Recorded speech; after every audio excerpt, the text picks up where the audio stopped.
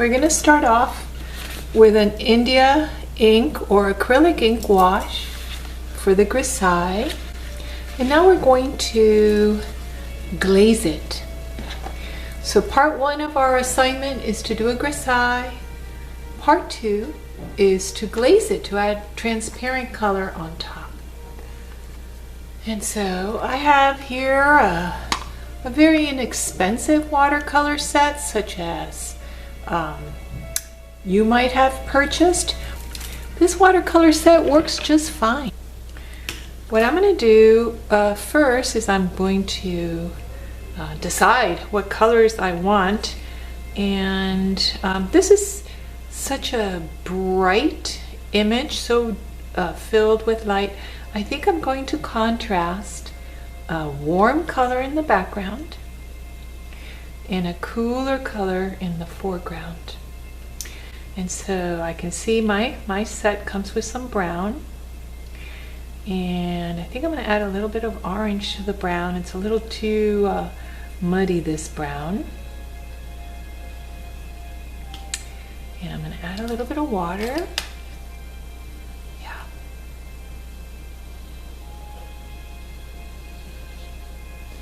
And I'm just going to let that gray from underneath add a feeling,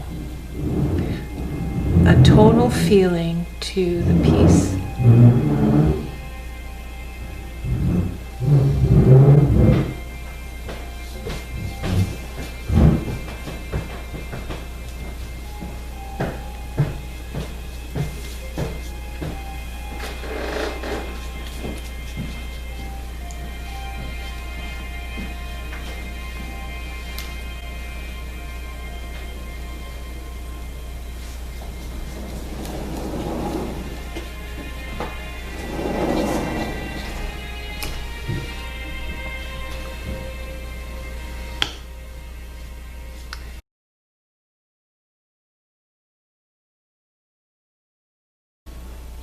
Now if I want to blend some other colors in here while it's wet, I can do a little wet and wet, maybe add a little bit of sunlight here. Let this dry before I do the colors on the inside. Now that the background has dried enough for me to begin layering color on the little bowl, I am putting some green layers on top of the grisaille.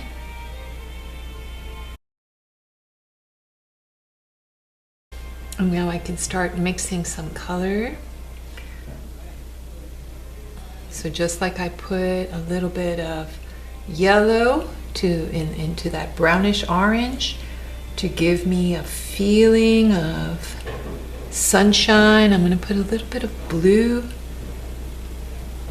into the cooler areas or into the shadow areas here to add some variety to the greens. And that's it. This is how grisaille works as an underpainting that gives us our values. And what this does is it helps you separate chroma, which is a fancy name for color, from value. So in a way it lets you draw.